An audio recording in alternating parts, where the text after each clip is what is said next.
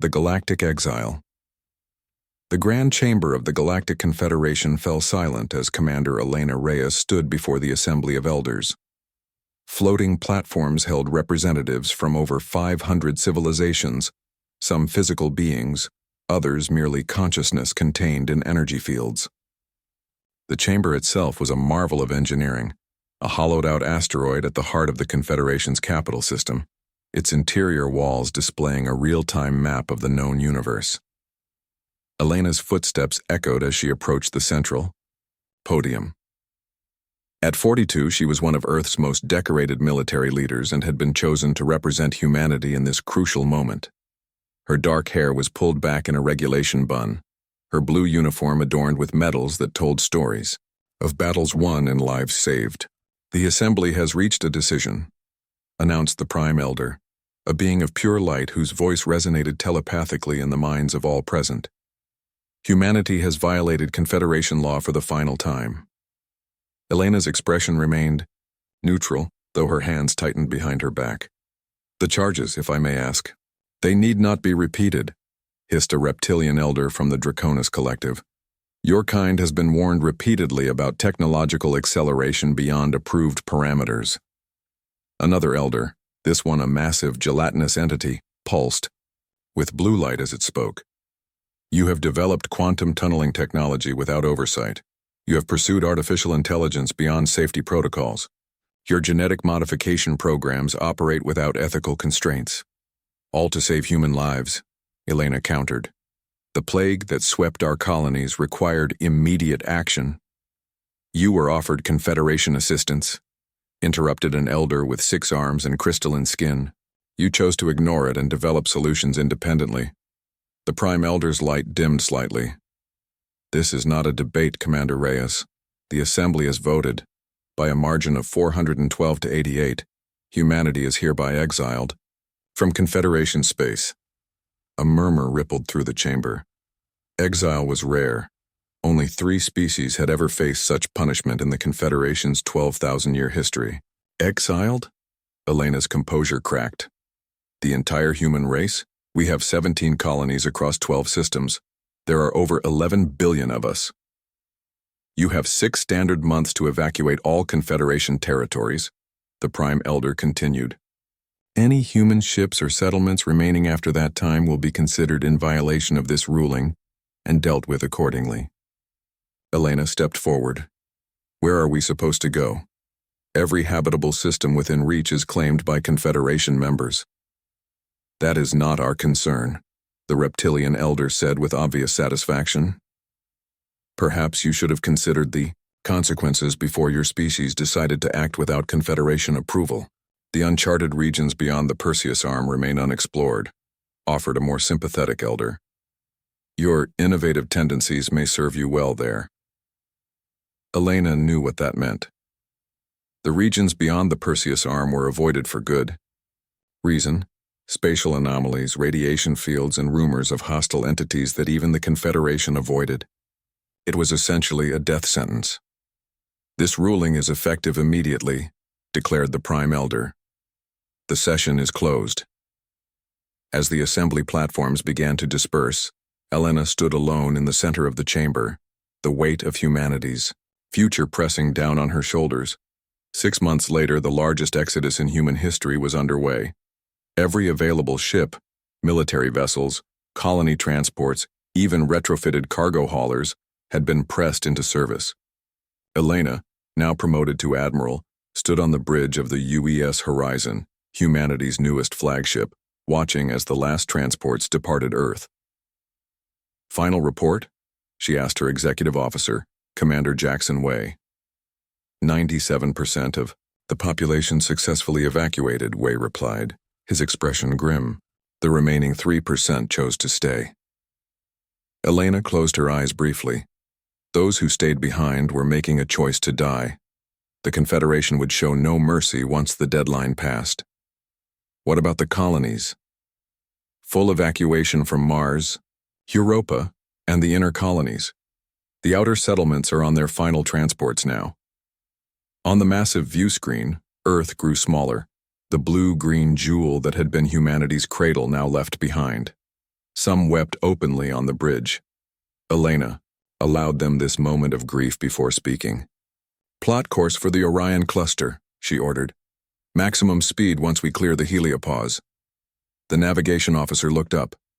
"Admiral, the Orion cluster is at the very edge of our long-range scans. We have no data on what we'll find there." "What we know is that it's beyond Confederation space, contains at least 7 star systems with potential habitable zones, and is our best hope," Elena replied. "All ships will follow in formation. We stay together." As the massive fleet of over 8,000 vessels prepared to leave the solar system forever, Elena addressed all ships. Her face appeared on screens throughout the fleet. "People of Earth, and her colonies. Today we leave behind the worlds of our birth and our building. We leave behind the Confederation that has rejected our way of life and our right to determine our own future. They believe they have sentenced us to death." She paused, her expression hardening. "They are wrong. Where they see our innovation as dangerous, we know it is our greatest strength. Where they fear our adaptability, we embrace it as our salvation." The fleet accelerated, the stars beginning to blur as FTL drives engaged. "We are not going to an exile. We are going to a new beginning, a beginning free from the constraints of a civilization that fears progress, a beginning where humanity can reach its full potential." 3 months of difficult travel followed. 27 ships were lost to equipment failures or navigation errors. Food rationing began in the 2nd month. Medical supplies ran low. Children were born in crowded ship compartments never designed as maternity wards. The elderly died and were committed to space in solemn ceremonies. When they finally reached the Orion cluster, the fleet's sensors detected a star system with a promising planet, a super-Earth with approximately 1.3 times Earth's mass and abundant signs of water and a nitrogen-oxygen atmosphere. Initial scans showed no signs of intelligent life or technology. "We'll call it Nova Terra," Elena announced to the Colonial Council that had formed during the journey. The advanced team reports gravity slightly higher than Earth normal but within adaptable parameters. The atmosphere is breathable with filtration until we can introduce Earth bacteria to adjust the oxygen levels. Greta Okafor, the chief scientist, displayed holographic images of the surface. "The terrain is rugged but workable. We've identified several river valleys suitable for initial settlement. Plant life is abundant, though based on different chemistry than Earth flora. Preliminary tests suggest some indigenous plants might be modified for human consumption, but we'll need to rely on our seed banks initially." The landing was difficult. The first colony ships faced storms that damaged equipment. The gravity made physical labor exhausting. The soil required extensive modification before Earth crops would grow. Disease spread through the temporary shelters, as immune systems confronted new microbes. Yet humanity persisted. Within 6 months, the first permanent structures rose in what would become Nova City. Engineers developed new alloys that could withstand the planet's frequent electromagnetic storms. Biochemists created hybrid crops that incorporated beneficial traits from native plants. Doctors synthesized new medicines from local resources. Elena walked through the growing settlement 1 year after landfall, observing children playing in the communal area. They were already slightly more muscular than Earth children, adapting to the higher gravity. The first generation of true Novaterrans. "Admiral," Wei greeted her, falling into step beside her. "The Council is waiting for your report on the outer settlements." 4 more colonies established on the southern continent," she replied. "And the mining operations on the 3rd moon are ahead of schedule. The Confederation gave us 6 months to evacuate," Wei mused. "They thought it would destroy us. Instead, in just over a year, we've accomplished what took decades on Earth's colonies." Elena nodded. "Necessity drives innovation, Commander. Without the Confederation's restrictions, our scientists and engineers are free to take risks, to experiment." They passed a research facility where Dr. Okafor's team was developing a new form of energy generation that would have been deemed too dangerous to pursue under Confederation protocols. "How are the deep space scans proceeding?" Elena asked. 3 more potentially habitable planets identified in neighboring systems. The Pathfinder ships will launch next month for closer investigation. Elena stopped at the ridge overlooking the valley where Nova City sprawled. Solar arrays gleamed in the afternoon light. Greenhouses extended in concentric circles. Construction vehicles moved along newly paved roads. The Confederation thought they were punishing us, she said quietly, but they may have done us the greatest favor in human history. Wei smiled. They'll regret it someday. Elena turned to him, her expression thoughtful. Perhaps. But we have our own civilization to build now, one worthy of humanity's potential. As night fell on Nova Terra, the lights of the colony shone brighter than ever before, a beacon of human resilience in an unexplored corner of the galaxy. The unexpected return 50 years passed. What began as a desperate settlement on Nova Terra had blossomed into a thriving civilization spanning 12 planets across the Orion cluster. The original colony had grown into a sprawling metropolis of 5 million people. Space elevators stretched from the surface to orbital stations where ships of all sizes were constructed in massive dockyards. Admiral Elena Reyes, now 92, but kept vital by medical advancements unimaginable in Confederation space, stood in the observation dome of Orion Command. Her silver hair was cut short, her face lined with age, but her eyes still sharp as she watched the latest vessel emerge from the shipyards. "The Defiant is ready for her shakedown cruise," announced Fleet Commander Darius Zhang, Elena's protege and the grandson of colonists who had arrived on the third wave of settlement ships. The ship gleaming in the starlight was unlike anything humanity had built before the exile. Its hull was composed of metamaterials that could alter their properties in response to different conditions. Its propulsion system utilized the quantum tunneling technology that had so alarmed the Confederation, now refined to achieve velocities that would have seemed impossible 5 decades earlier. "Begin the test sequence," Elena ordered. "Let's see if Dr. Okafor's theoretical improvements to the drive core work as well in practice." Greta Okafor had passed away 10 years earlier, but her scientific legacy lived on in the academy that bore her name. Her final project had been a revolutionary approach to folding spacetime that promised to reduce interstellar travel times by orders of magnitude. "Initiating quantum fold in 3, 2, 1, announced the test controller. The massive ship seemed to ripple, its outline blurring momentarily before it vanished completely.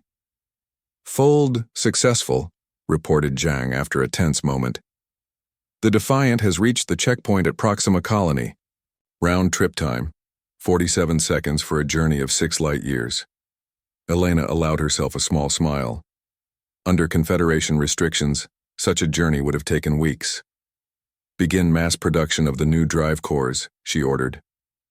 "I want all defense ships upgraded within 6 months." She turned to leave when alarms suddenly blared throughout the command center.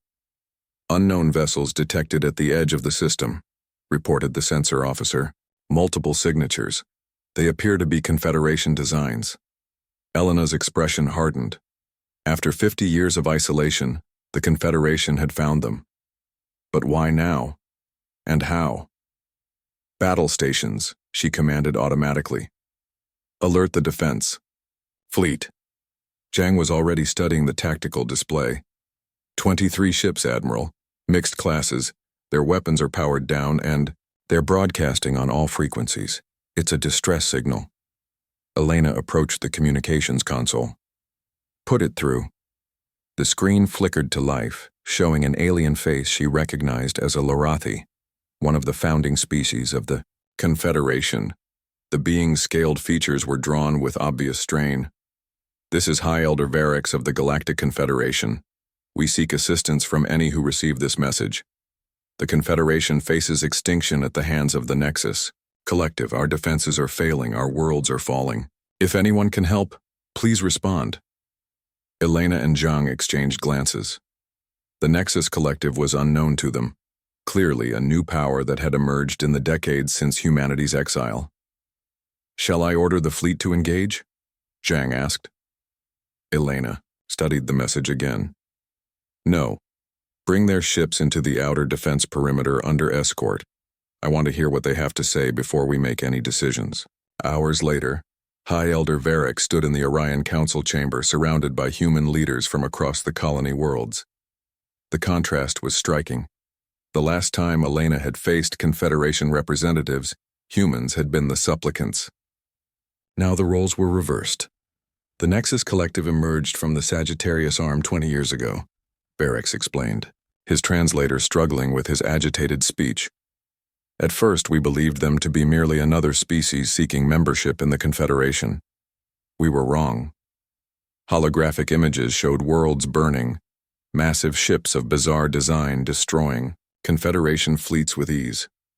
They are not a single species but a fusion of biological and technological entities.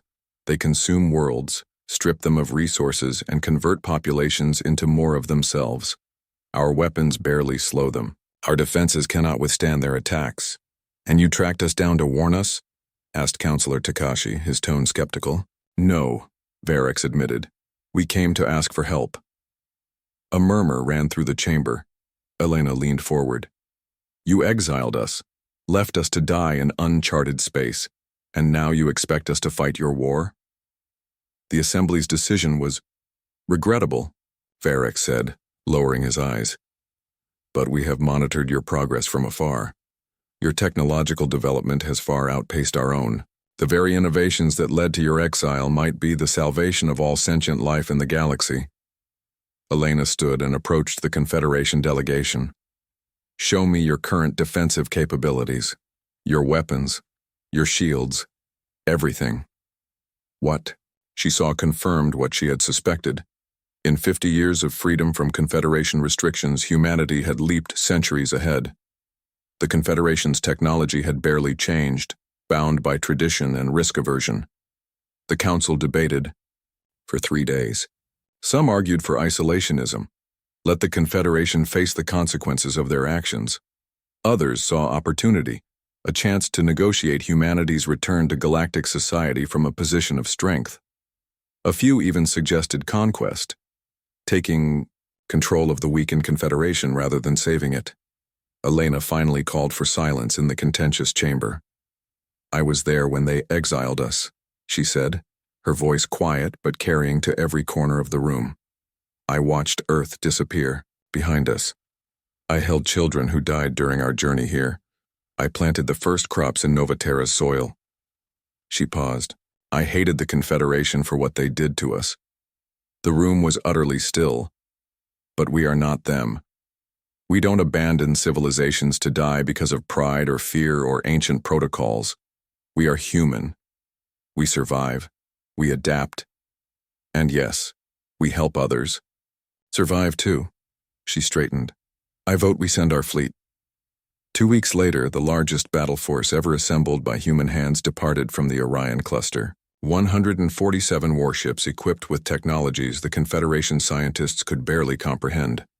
Quantum shields that could absorb and redirect energy attacks, gravity weapons that could tear enemy vessels apart at the molecular level, and drive systems that allowed them to appear and disappear from battle space with precision. The flagship Humanity, with Admiral Elena Reyes in command despite her advanced age, led the fleet. No one else could command the respect of both human forces and the Confederation representatives accompanying them. They arrived at the edge of Confederation space to find the situation even more dire than described. 3 core worlds had already fallen. The Nexus Collective's massive processor ships were converting entire planets into raw materials and computational substrate. All ships, Combat Formation Delta, Elena ordered, as they approached the Collective's advance fleet near the Lorathi homeworld. Activate quantum shields and prepare gravity lances. The battle that followed would be studied for generations to come. The Nexus vessels, accustomed to overwhelming technologically inferior opponents, found themselves outmaneuvered and outgunned. Human ships blinked in and out of normal space, appearing behind enemy lines, striking critical systems, and vanishing before retaliatory fire could lock on. When it was over, the Collective's advance fleet had been reduced to debris floating in space. The cost had been high.